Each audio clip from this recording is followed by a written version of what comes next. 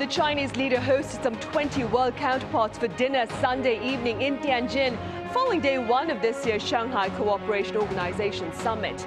With more on Press Perspective today.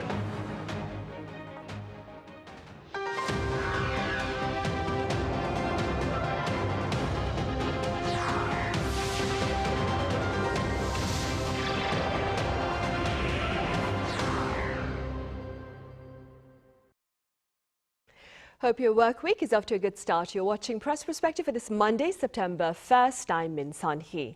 China has addressed a high-profile gathering under the Shanghai Cooperation Organization, calling for consensus among members and partners to promote cooperation amid rapidly shifting geopolitics as the U.S. seeks an America First policy. For more on this, I have Chloe Borgnon with French broadcaster France 24 here in the studio. Chloe, welcome back. Hello, thank you for having me again. I also have Professor Choi Hyun Jin at Kyung Hee University joining this session virtually. Professor Choi, it's a pleasure to have you with us. Good evening, Sunny. Right, we will start here in the studio. Chloe, let's start with what has been disclosed about the discussions at this year's SCO Summit. Yes, so we have heard a lot already. I mean, most of the important elements have been discussed already publicly. So I would start with Xi Jinping. When he was doing the opening speech today, he spoke about the wants to get a new global security and economic order. Today is the final day of the Shanghai Cooperation Organization Summit, so it's important to note that that was the agenda. He has been more specifically focusing on speaking about the Security Response Center and also the development of a bank for a new cooperation model that would not be based on the US dollars. It's kind of the objective of this session, actually, was to make the organization more united, more efficient, and empowering it to contribute more to peace and development. That's what he has said as well, a bit previous, like yesterday, actually. He also offered other type of cooperation, for example, in the field of artificial intelligence, and it's really showing the will to go through another way, not with the United States, with all the countries that were at the summit.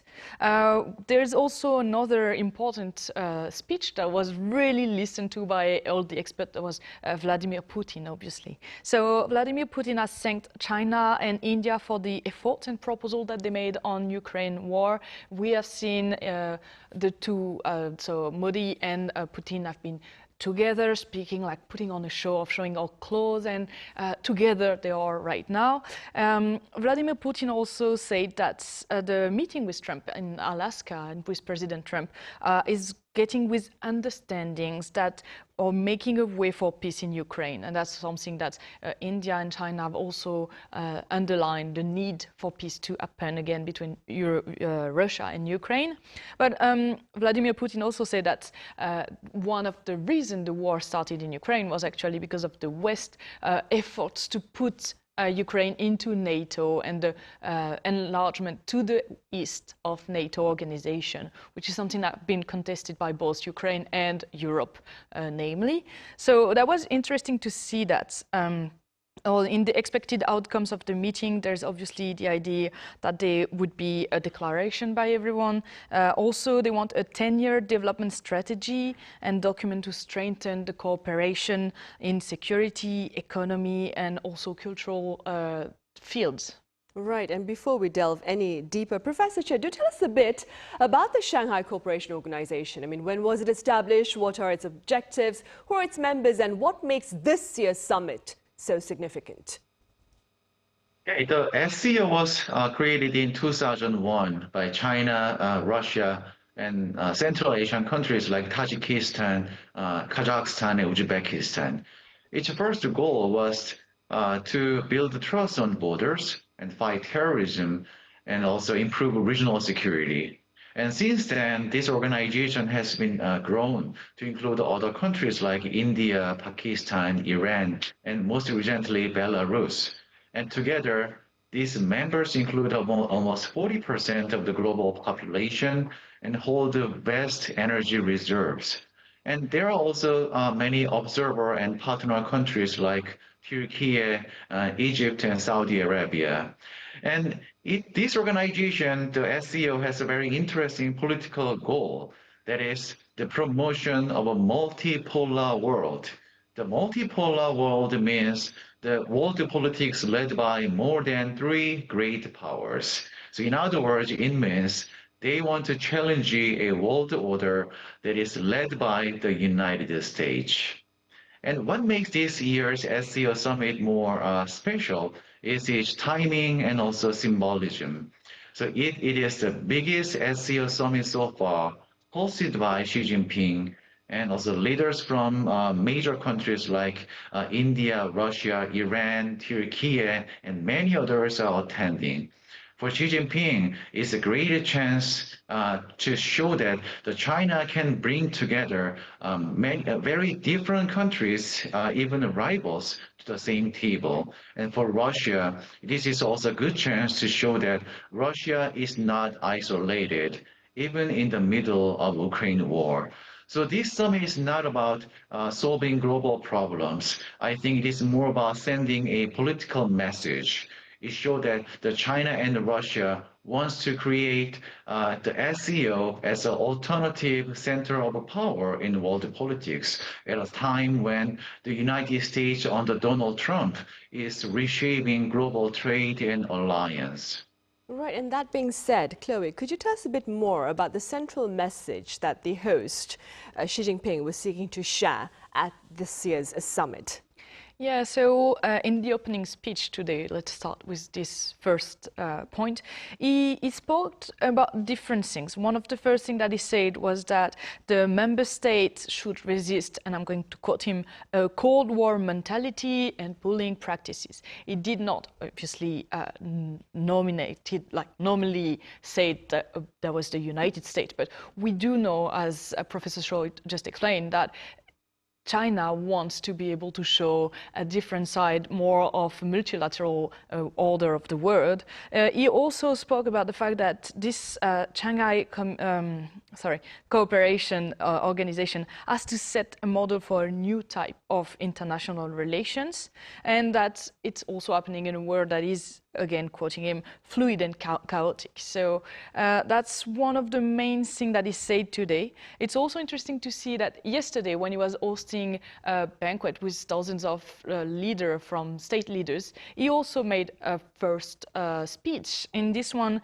he spoke about the core values of all the member states that are mutual trust, mutual benefit, equality, consultation, respect for diversity, and pursuit of common development. So I would say that the main takeaways that we can get here is, first of all, for China, the most important thing right now would be safeguarding the regional peace and the stability. We know that security cooperation has always been a big thing, a priority area for the SCO. And then he also was able to position like this China and other allies as key allies for peace and stability in a time of uncertainty. So that's, politically speaking, a very smart move from him to show that China is actually there in the diplomacy, in the geopolitical state. Right. Professor Choi, some pundits have also underscored the Indian Prime Minister Narendra Modi's presence at this year's summit. Could you explain the relevance of his attendance and its broader implications, especially, of course, keeping in mind his interactions with, or lack of interactions, that is, with Mr. Trump? Yeah, Prime Minister Modi's attendance is quite important. Just a few years ago, India and China had a serious border clash in 2020. And since then, the relationship between India and China has been tense. But right now, with President Donald Trump putting very high tariff on Indian goods, India is feeling some new pressure from Washington. And that pressure is giving India some reason to talk with China once again. And by attending this year's SCO Summit, the Modi is giving an important message. The India is not fully siding with the United States. And this is important because India and the US has been a key security partner for Indo-Pacific security to balance against rising Chinese power. But Chinese President Xi Jinping and also the Vladimir Putin wants to show that the India is open to working with both sides, not just the United States. And as we can see here, the photo of Modi shaking hands with Xi Jinping sends that message very clearly. And at the same time, the Modi's visit is a quiet signal to Donald Trump. So earlier, the Modi visited White House and called Donald Trump as a dear friend. But recently, things have changed. The Donald Trump even doubled the tariff on Indian goods. And also, the Trump met with the Pakistan military leaders, which are very rivals to Indian security.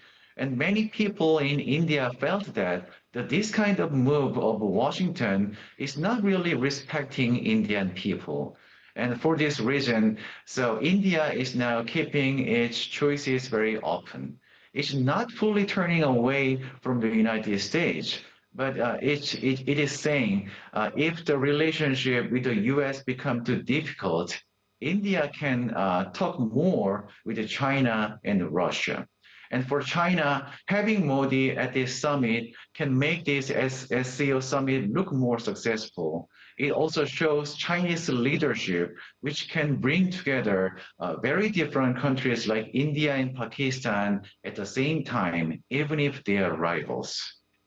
Right, and Chloe, this is something that Professor Choi mentioned, but could you give us some context about the trade dispute between India and the US in recent times? Yeah, sure. So, as it was just said, what happened actually is the US tariffs are currently at 50% for all the Indian goods that would be imported into the US. It's one of the highest in the world, and it did not start like this. At first, India was at 25%, like most of actually the countries before negotiation, and it was shown as the doubling of the tariffs was said to be a retaliation for India actually buying Russian oil. There is also, for some experts, the idea that the rise of tariffs was also linked to the Indian-Pakistan war. So, for example, the expert Rick Rosso from the US Center for Strategic and International Studies, who was interviewed by Touchwell, and he said that Trump show his role in the ceasefire between the two countries, and he was showing this role like this, but Narendra Modi, who is in India, was from his side, showing it as one of his personal success because he needed that for his national politics. And that's something that the US have not liked, so that could also be one of the underlying reasons.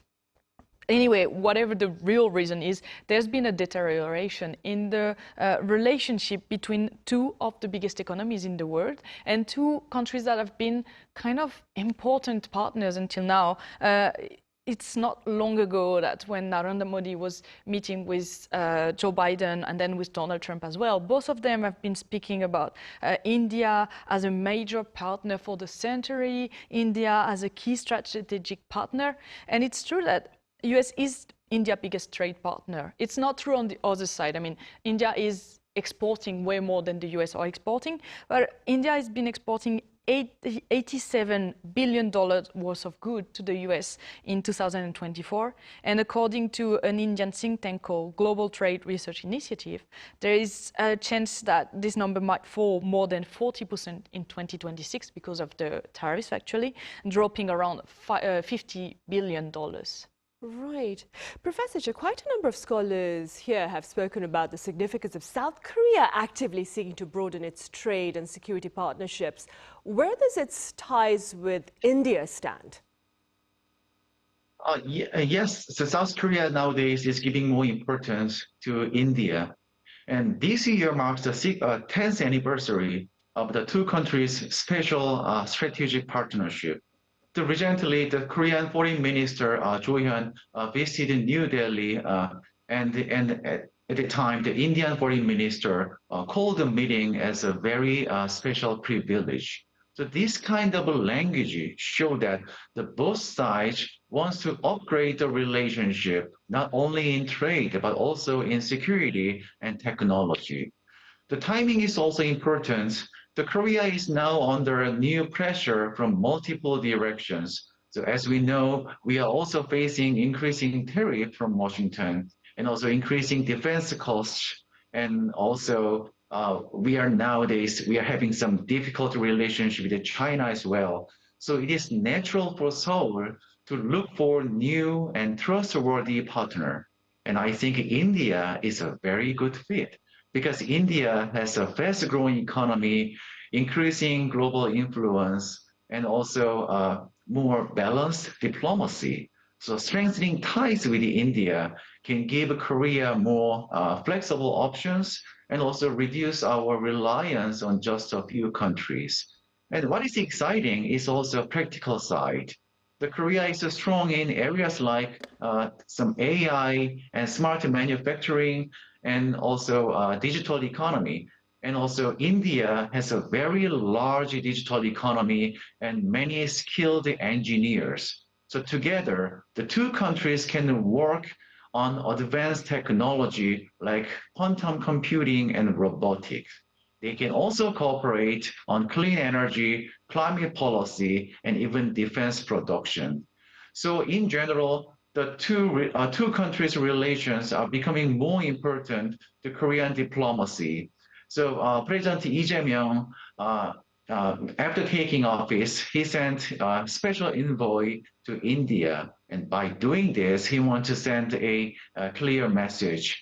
Korea wants to make a more future-oriented and practical diplomacy, and India is a key part of that plan. Right. And speaking about the Lee Jae-myung administration, Chloe, it also sent a delegation to China, of course. That being said, what are your thoughts with regard to prospects of South Korea's ties with China under the Lee Jae-myung administration? Yeah, so I feel like we're at a pivotal point right now about what diplomacy and what strategy should be developed by Lee Jae-myung administration. So because on the 3rd of September, so in 2 days actually, we know that China is going to be celebrating the 80th Victory Day with a military parade, and we know that should be in attendance Kim Jong-un, so the leader of North Korea, Vladimir Putin from Russia, and Xi Jinping. So there are some South Korean experts who are pointing out that there is a need for South Korea to adapt to that because the diplomacy and the strategy might have to change a little bit because there is a risk right now to have again two blocks emerging. So one side with North Korea, Russia, China, as it used to be for quite some years. And then on the other side would be the US, South Korea, Japan. So South Korea, if they want through the Lee administration, if they want to keep being able to get an open diplomacy and try to have discussions with China especially, they need to be able to adapt. There is the question of, is the pragmatic diplomacy being put to the test through this kind of events? Because there is a need to reassure the United States still that South Korea is still in the bilateral and trilateral alliance cooperation with the US, but there is also a need for the Lee Jae-myung administration to show to China that the relationship is still possible and that they should not be two visions of the words fighting. So we know that there is a will from China to keep the stability and to continue the relationship with South Korea. They have said so. And we know also that the Lee Jae-myung administration has been seen as more keen to develop this relationship as well, especially that's the main point, obviously, is the economic relationship, because that's the main point between the main link, let's say, between South Korea and China would be through economy. And I feel that's probably where the pragmatic diplomacy has the most chance to develop right now, but they have to be quite careful and quite capable to adapt and answer also to what might happen and might develop in the following days or weeks. Or months ahead. Yeah, exactly. Right. Staying here in South Korea, Professor Choi, the country is preparing to host this year's APEC leaders meeting in Gyeongju in the autumn. And ahead of that gathering, APEC energy ministers met in Busan to address sustainable energy access. What is your outlook, Professor, with regard to South Korea's efforts to ensure energy resilience, if you will? Yes, the Lee Jae-myung administration of South Korea is nowadays working hard to make energy system safer and stronger. And as you just mentioned, at the recent APEC energy ministers meeting in Busan, the Korean government shared its own goal to provide enough electricity and keep it clean and affordable and prepare for future risk. So Korea has now three big plans. The first one is it wants to get energy from more countries, not just the Middle East or China. So right now, Korea depends a lot on those two regions, Middle East and China, for oil and minerals. So it is trying to buy more from places like the United States and Australia, and also try to recycle more minerals at home. And secondly, the Korea is investing in new technology. For example, it is building a new national electricity network. Sometimes it is called a new energy highway. And it is also using AI and smart technology to better manage energy and avoid blackouts. And thirdly, Korea is expanding clean energy that includes solar, wind and hydrogen, and also nuclear energy. So these kind of energy sources will decrease the carbon emissions in Korea while meeting growing demands from things like AI and also data centers of big private corporation. So in the long term, Korea wants to become a regional energy center in Northeast. So it hopes to connect its energy grid with the neighboring countries like China, Japan, and Russia, and maybe in the future even North Korea, so they can share clean energy across borders. Right, essentially, as energy resilience is, of course, a universal want as we speak. All right, Professor Choi, that's all the time we have today. Thank you so much for your time and your thoughts. Thank you very much. And Chloe here in the studio, thank you very much for your insights. Thank you. Right, that ends Press Perspective for today. Thank you for watching. See you same time tomorrow.